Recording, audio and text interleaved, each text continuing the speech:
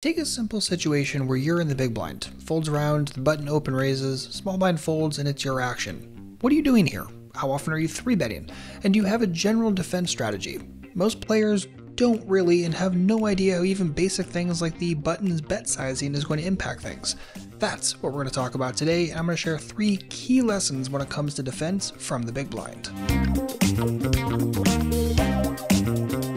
Good morning, how are we doing today? My name is James Sweeney, aka Split Suit, and today we're going to talk about big blind defense.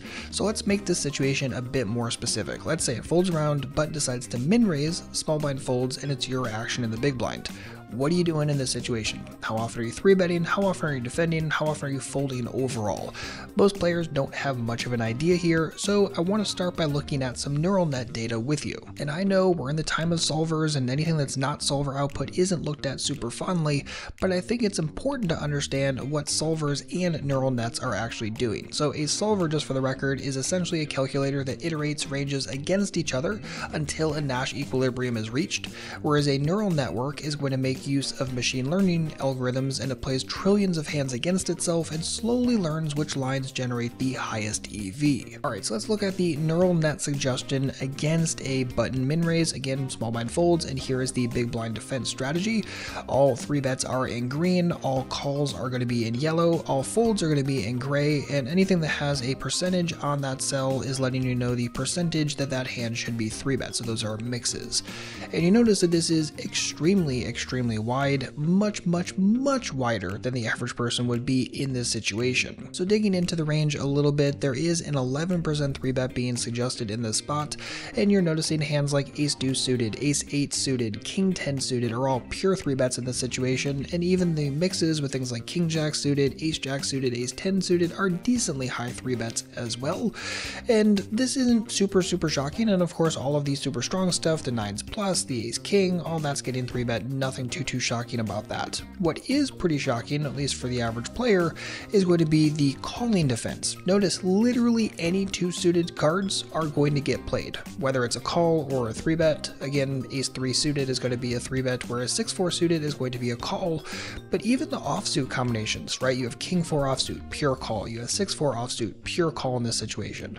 So overall, we have a 66% defense range from the big blind in this exact situation, with 11% of those being 3-bets and 55% of that being calls. Now, of course, this is going to be a more extreme example because the button just decided to min raise in this situation. So let's see what happens when the button chooses slightly larger sizes. Let's just say it chooses 2.5x instead of 2x. You'll notice here that the continuance range is now only 44% with a 14% 3-bet and a 30% calling range.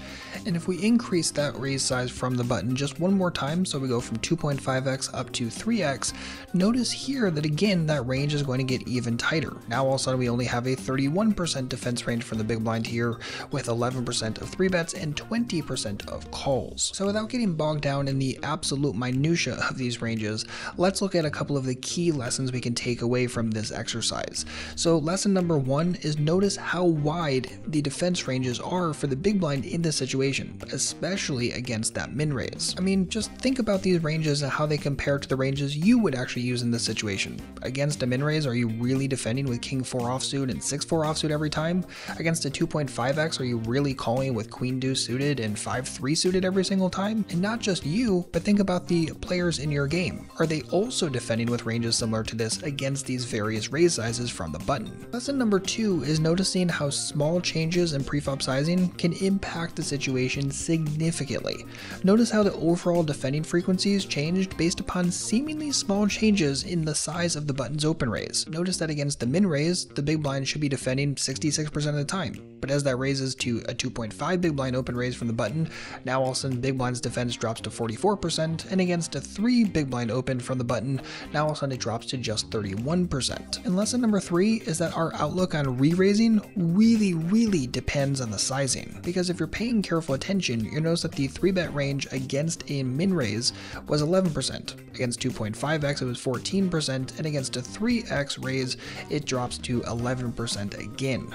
So it's interesting, but also not incredibly shocking that we're 3-betting more often against the 2.5x raise than we are against the min raise, simply because we don't have as much incentive, there's not as much to fight for when 3-betting against the min raise, and we're getting an extremely good price to just call and continue, which is definitely getting factored in here. So this is not to say that we should be 3-betting progressively more often overall against larger sizes, since we're also required to defend an increasingly tighter range the larger the size of the open raise.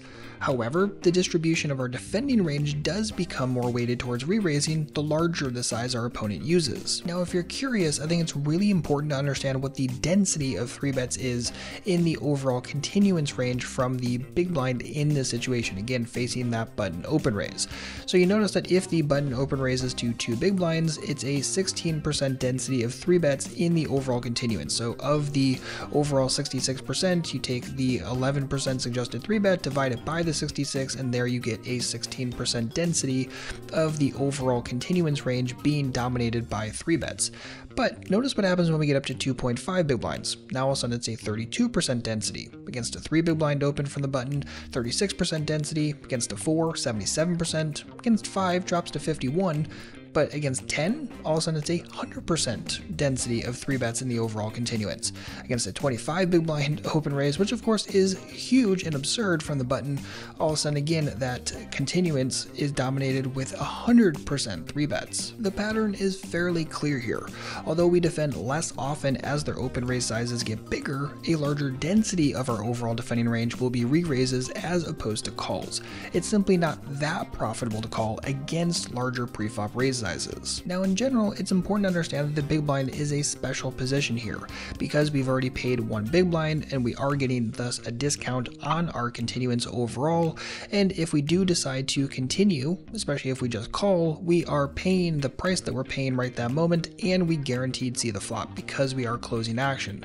This definitely factors in, and this is why continuance from the big blind is going to look different than continuance from other positions, even when defending against steals. So hopefully this helps you wrap your head around overall big blind defense and getting a better idea and some better key takeaways from this kind of deep analysis using neural nets and also using solvers.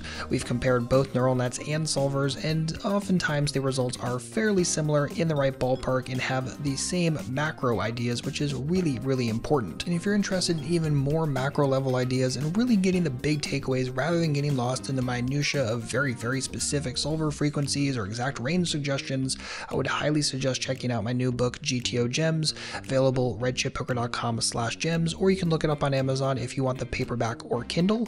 It is extremely valuable, and if you're looking to get the macro principles, the big picture ideas, the gems from the kind of solver analysis that we've done over the years, this is exactly the book you're going to pick up. It's not going to get extremely technical and in-depth and to the point where you can't follow it or you have no idea how the heck you'd ever apply it. It's exactly what we try to solve with this book. Again, GTO Gems, if you're interested, pick it up today. Lots of players have been enjoying it so far, and I can't wait to hear what you think of it as well. Again, redchippoker.com/gems to learn more and pick up your copy today. As always, thank you so much for hanging out today. If you have any comments or questions, please don't hesitate to let me know. And if you enjoyed this video, please make sure to give it a thumbs up. I'd massively appreciate it. And if you want to subscribe, I always appreciate that too. So again, thanks for hanging out today. I'll see you back shortly with a brand new video. And in the meantime, good luck out there and happy grinding.